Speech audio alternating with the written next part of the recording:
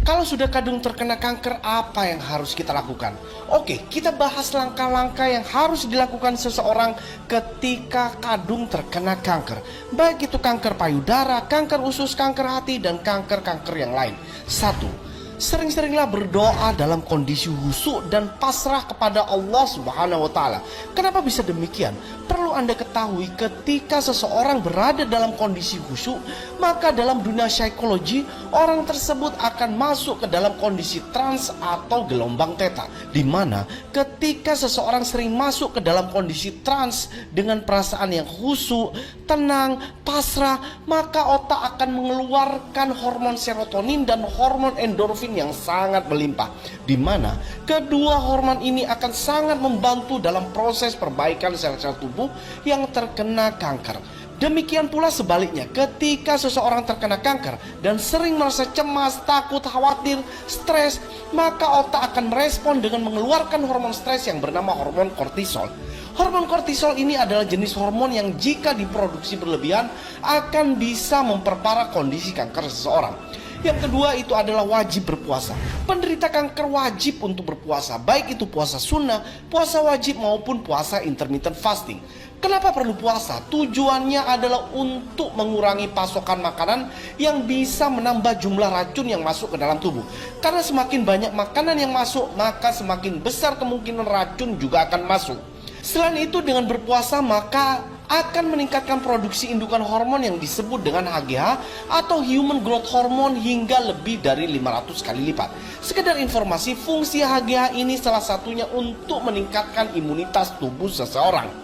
Keuntungan lain ketika orang berpuasa, maka akan terjadi yang namanya proses autofagi, di mana autofagi merupakan cara tubuh untuk membersihkan dari sel-sel yang sudah tua, sel-sel yang rusak, sehingga dapat membentuk sel-sel baru yang lebih sehat dan lebih kuat. Dengan kata lain, proses regenerasi sel akan berjalan lancar.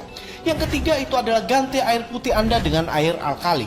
Bisa air Zam-Zam, Kangen Water, Indomaret pH 8, Total 8 Plus, Pristine, intinya air alkali. Di Indomaret atau Alfamaret ini banyak. Tujuannya apa? Tujuannya adalah untuk menaikkan pH darah Anda dari asam menjadi basa. Minum minimal 2 liter atau sekitar 8 gelas sehari. Seperti yang sudah dibahas di konten sebelumnya, menurut Dr. Keiichi Morishita dalam bukunya The Hidden Truth of Cancer, kanker dan tumor tumbuh subur di kondisi tubuh yang ber-pH asam. Dengan mengkonsumsi air alkali, maka pH darah akan berubah dari yang awalnya asam menjadi basa. Selain itu, air alkali akan melancarkan proses keluarnya kotoran melalui BAB, sehingga otomatis akan membersihkan usus dan akan memperbaiki sistem metabolisme Anda. Yang keempat itu adalah stop mengkonsumsi daging merah, gula, minyak, gorengan, makanan yang berbasis tepung seperti roti, gorengan, kue, dan lain-lain. Serta stop juga mengkonsumsi daging, mie, minuman kemasan, dan yang lain-lain. Karena apa? Karena makanan inilah yang membuat pH tubuh menjadi asam. Semakin asam tubuh manusia, maka sel kanker dan tumor akan semakin tumbuh berkembang pesat. Yang kelima itu adalah ganti semua makanan ke makanan organik. Dari beras, buah, sayur mayur, lauk pauk, semuanya diganti ke makanan organik.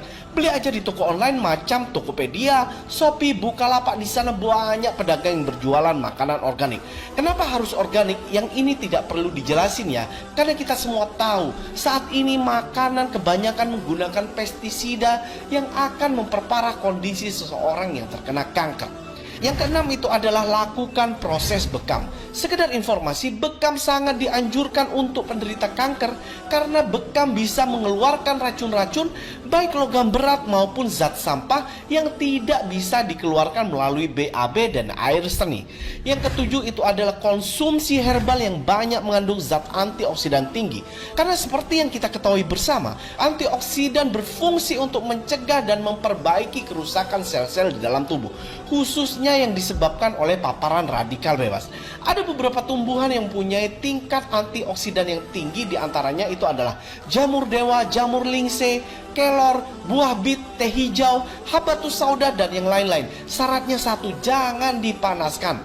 Oh ya, ini adalah video kanker series ya, jadi tonton juga video sebelumnya tentang kanker ya. Mulai asal muasal penyebab kanker hingga solusi ketika menghadapi kanker. Sekali lagi, Anda tidak perlu follow akun Masagi Indonesia karena yang terpenting adalah ilmu ini bermanfaat bagi banyak orang. terutama orang-orang yang menderita kanker, sehingga tidak perlu lagi kemoterapi yang menyakitkan. Silahkan tag teman atau saudara kalian dan jangan lupa share sebanyak-banyaknya supaya Anda bisa menjadi jembatan penyembuhan penderita kanker, dan tentunya Anda akan panen pahala. Jadi jangan konten joget-joget aja yang di-share. Yang bermanfaat kayak gini-gini ini harus di-share sebanyak-banyaknya. Tetap semangat dan yuk lawan kemustahilan bersama Mas Sagi Indonesia.